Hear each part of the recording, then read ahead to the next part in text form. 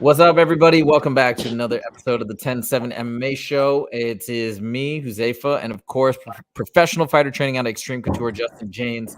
We're back at it. We got a lot of cool stuff to talk about. But before we talk about the fights and everything that's going on, Justin, you were just letting me know that you're back training. And yeah, why don't you just talk about that a little bit? Because you just had a surgery, right? Yeah, I just had neck surgery, man. It was, something, just a lingering injury that's been going on for the last couple of years. Finally, last year, I was trying to fight Julian Lane, and, I found the straw that broke the camel's back. Went through physical therapy, did steroid injections into my neck to try to relieve some of the swelling. None of it was. Had to go under the knife. Took a year, to get surgery scheduled and so on and so forth. Since I was 9 years old, I've never taken really a significant amount of time off. So really, this is the first time in my life I've taken more than a month or two of training off. So, this is my first week back in a year. I'm feeling great. I'm feeling healthy. I'm still about 2 or 3 months away from grappling. But for lifting weights, conditioning, cracking mitts, and drilling, I'm all about it. What is that like as a fighter, taking that much time off? Like, is it difficult? Like, what do you go through just physically, emotionally? Yeah, it was really emotionally hard because, you got everyone say, all my family and the people that care about me, never want me to compete again. But I got that fire inside, and, I still got a lot to prove to myself. And whether I get back to the UFC or I just compete on a local scene, I don't really care. I mean, obviously, I do want to get back to the UFC and make a little bit of money. But I just want to keep the ball rolling, keep this training going, staying healthy, and get back to competition as soon as possible. I'm actually already looking at a fight date and a promotion. I've already reached out. We're looking at May 20th in Boise, Idaho. We just got to find a opponent right now. Dude, I definitely will go. I've actually never been to Boise, and that would be actually super cool. You're not missing out, but hey, we'll get there. No, and we'll rage, bro. But that's sweet. It's a cool, it's just different. I've never been there. I'll definitely go. That's amazing. Okay, well, I'm happy for you, and cool. So let's now get into the mix, and let's talk about what we got to talk about first, which is going down tomorrow. And I can't wait. I'm having a fight party tomorrow as well to watch it with my coaches in LA and a bunch of people from my MMA gym. We can't wait. So I really want to dive back in because we talked about this, and I've been watching a ton of interviews, and I'm getting more and more fascinated by this fight. I still really strongly think that Islam is, as you mentioned before, like Islam's going to take it. And I watched James Lynch's series, which I love, where he interviews fighters and gets their predictions and kind of tallies it up. And I think it's like a 2 to 1 or 3 to 1 in favor of Islam. And then I also wonder too, like some of the people that are choosing Volk, like are they doing it, I think, because they like him or they know him. So I think that's kind of in there as well. But anyways, the reason why, what I want to get your thoughts on are this. A lot of people have been, and I rewatched the Max Holloway fight last night, it's so awesome. But like people keep praising Volk for his speed. His speed is so crazy, and he apparently has a longer reach than Islam, which I didn't know. Yeah, so, he has a 70-inch reach or 71-inch reach, and Islam has a 70-inch reach. Volk being 5'6", Islam being 5'10". You wouldn't expect that, but that's the way it is, man. So what do you think? Like, do you think that's gonna play a factor? Or I mean, because I imagine Islam must still have longer range for kicks, right? You would assume so. I'd have to look at his leg reach to verify. But I mean, being the taller fighter, I mean, he could have a long torso. I don't know. But being 4 inches taller, you'd assume if it's it's assuming it's going to be in his legs. And then what about this fact that like everybody's just saying, hey, Volk is the man when it comes to fight IQ. His fight IQ is off the charts. And I don't know how you stack it up against Islam, but like with that in mind, and I also want to talk about the weight cut, but like with that in mind, how does that factor in?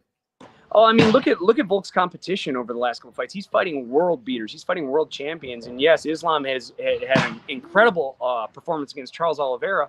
But what other top 5 guys has he fought? I mean, Volk, he fought Holloway 3 times. I mean, he fought Brian Ortega at 145. Now, being a featherweight that's competed at lightweight most of my career, I mean, we're going to have to talk about speed. Volkanovski's definitely, I feel, is going to be the faster fighter. I mean, he's going up a weight. He doesn't have a hard weight cut, I don't believe.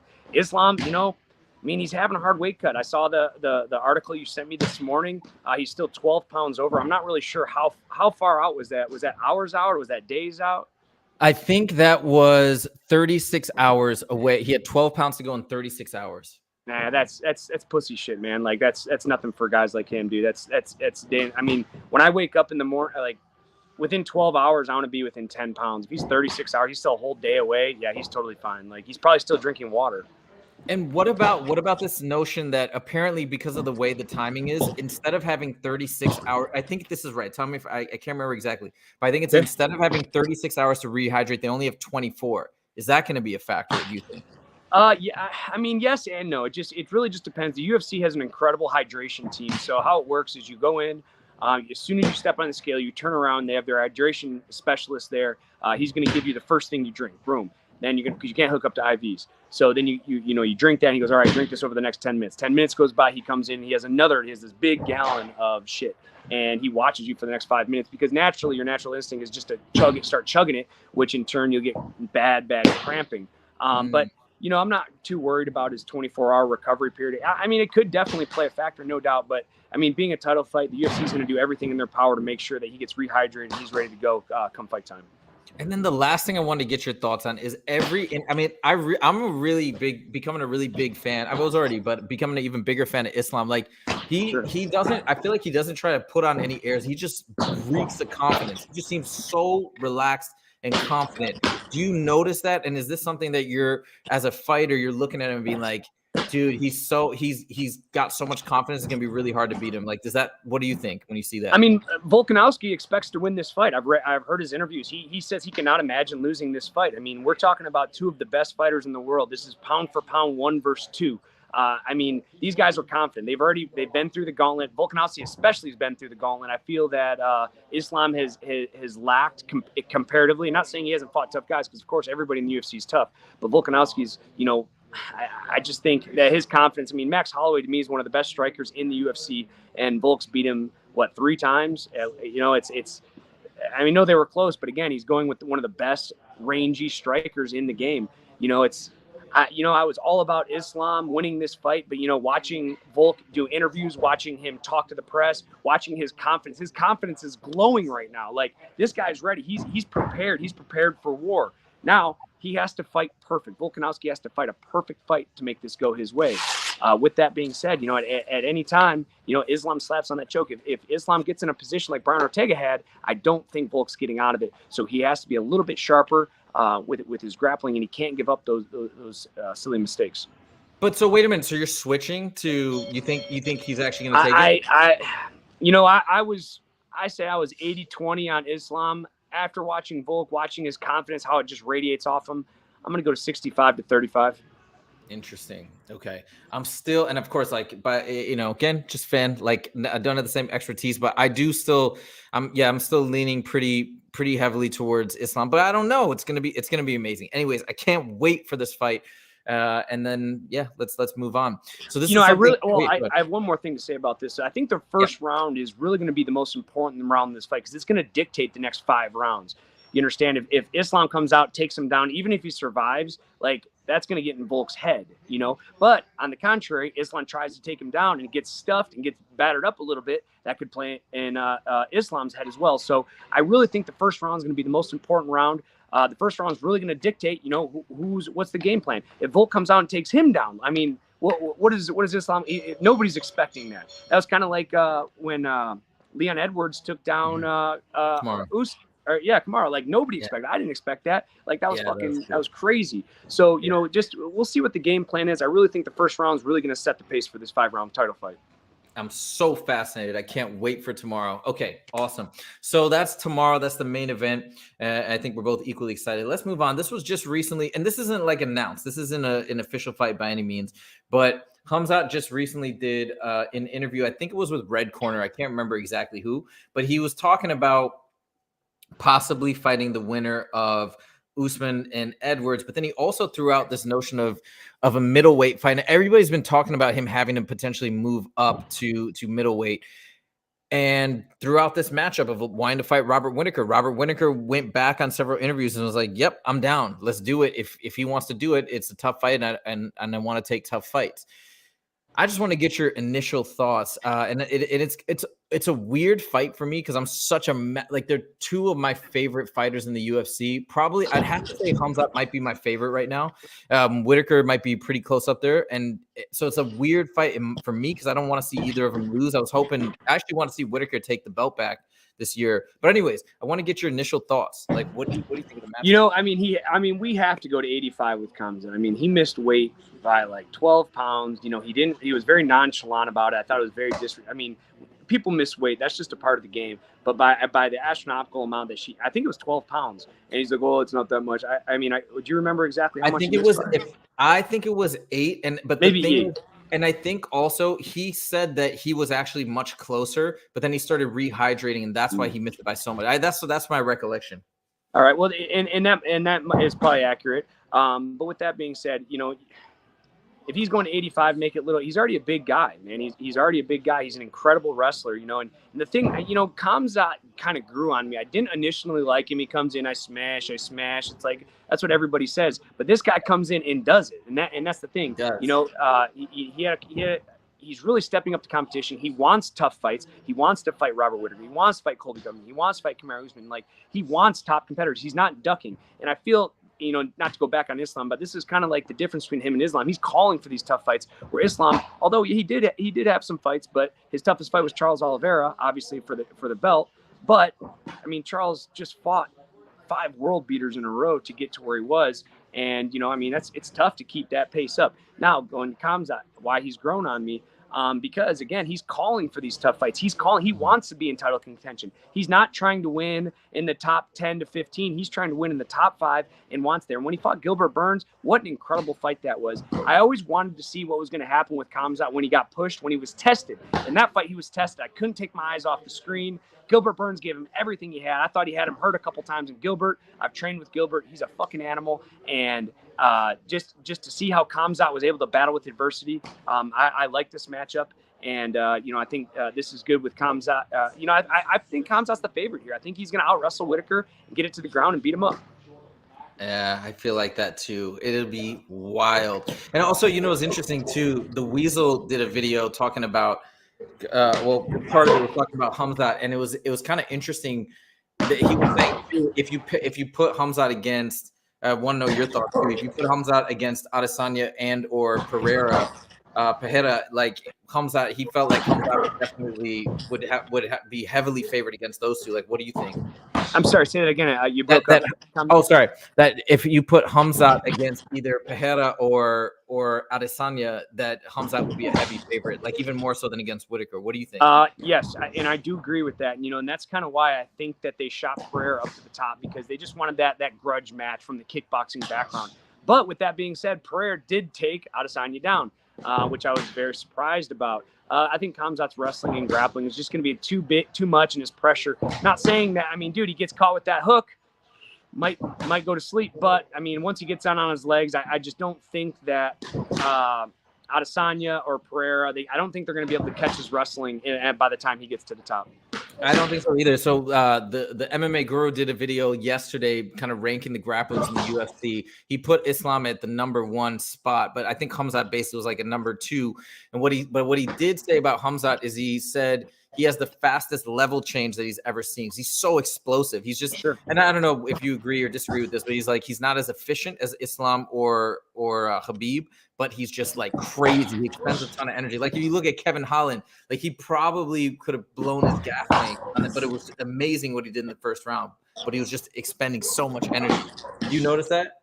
Absolutely, man, and that's one thing you have to, why Khabib is undefeated, one of the best, because he's perfect at energy conservation. You know, he's never going too much. He's never redlining. People are, of course he's in great shape, but everybody at that level is in great shape. It's all about how much you put out, how much you take back. You see, he's fading a lot.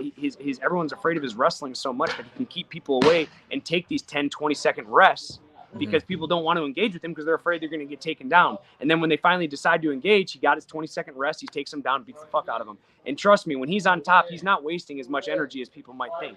Now, I mean, in some of the grappling exchanges, obviously he's expending a lot of energy. But when he's on top and he figure fours those legs and he's just pitter-patter and talking shit like he was to Conor McGregor, there's hardly any energy used. And that bottom guy is just using so much energy to try to get up. So when that bottom guy starts taking a rest, that's when he really wants to start applying the pressure. And he's just an expert at applying or using energy when needed and not wasting any energy.